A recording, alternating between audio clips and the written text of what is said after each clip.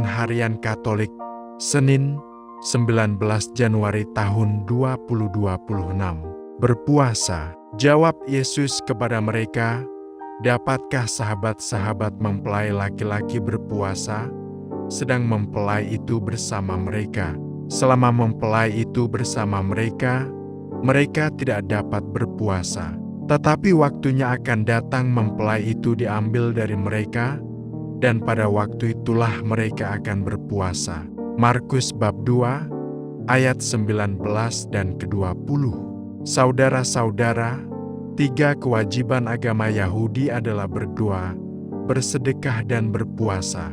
Mereka beranggapan bahwa berpuasa merupakan tindakan kesalehan untuk menyenangkan Tuhan dan menaklukkan kedagingan. Laku kesalehan ini juga menjadi sorotan Yesus dalam pengajarannya. Ia mengoreksi motivasi dasariah kaum Farisi yang menjadikan laku kesalehan hanya untuk dipamerkan.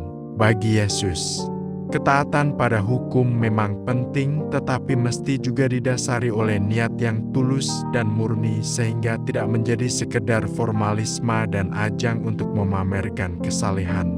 Puasa adalah sarana untuk menaklukkan kedagingan, merendahkan diri, dan memohon belas kasihan Tuhan. Orang Yahudi yang saleh menganggap puasa sebagai tindakan kebajikan agama yang menyenangkan Tuhan. Hal berpuasa ini juga menjadi kebajikan Kristiani kita. Praktek puasa membantu kita untuk memaknai setiap peristiwa hidup dan mencari apa yang dikehendaki Allah, bukan kehendak daging kita. Dengan berpuasa, kita dapat menundukkan keinginan kita dan mendahulukan kehendak Allah atas apa yang kita rencanakan.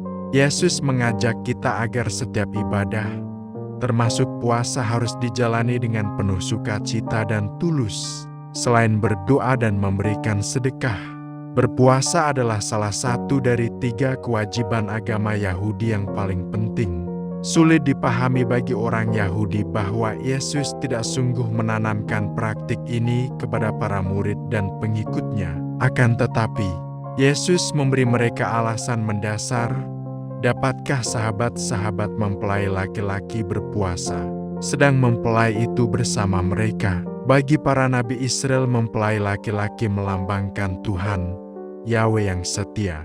Maka, Yesus sama saja dengan Yahweh. Dan di sini dia menyatakan keilahiannya. Dia pun menyebut murid-muridnya sahabat mempelai laki-laki. Dan mereka yang bersamanya tidak perlu berpuasa karena mereka tidak terpisah darinya. Berpuasa adalah sebuah kebiasaan yang baik yang dapat memurnikan relasi kita dengan Tuhan dan sesama. Semua umat beragama memiliki kebiasaan dan aturan untuk berpuasa saat menguasai diri terhadap semua hal yang menyenangkan hati sehingga dapat menghalangi relasi kita dengan Tuhan dan sesama. Sikap legalis dapat menjauhkan kita dengan sesama. Pada hari ini kita mendapat sebuah kisah yang dapat mengubah hidup kita. Saat sedang berpuasa, ada orang-orang yang melakukan aksi protes kepada Yesus karena murid-murid Yohanes dan murid-murid orang Farisi berpuasa sedangkan murid-murid Yesus tidak berpuasa.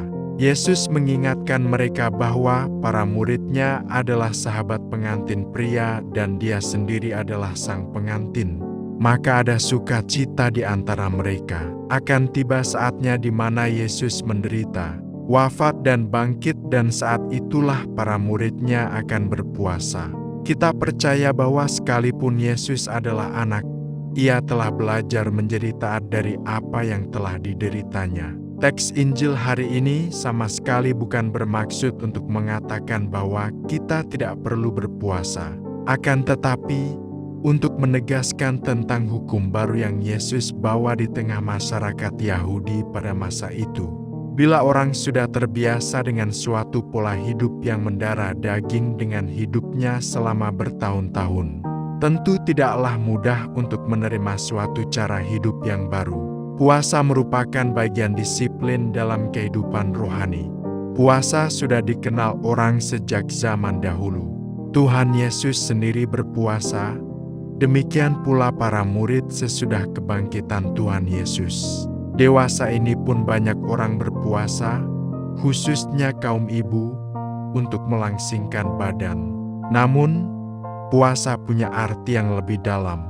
Puasa yang baik memiliki dampak positif, antara lain, puasa merupakan disiplin untuk membantu penguasaan diri sehingga orang dapat menguasai dirinya sendiri, dan membuat orang sadar bahwa manusia hidup bukan hanya dari makanan saja, melainkan dari setiap sabda yang keluar dari mulut Allah, dan lain-lainnya. Gereja tetap setia pada teladan Kristus tentang puasa yang meskipun berasal dari para nabi telah Ia berikan makna baru. Puasa dapat digunakan sebagai persiapan yang memperkuat doa dan kontemplasi. Yesus berpuasa di padang gurun sebagai persiapan untuk kehidupan publiknya. Tuhan, semoga seluruh praktik keagamaan yang kami lakukan semata-mata tertuju untuk mendekatkan diri dan bersatu denganmu. Demikian renungan hari ini. Selamat beraktivitas. Semoga semuanya lancar, sukses, serta selamat. Tuhan memberkati.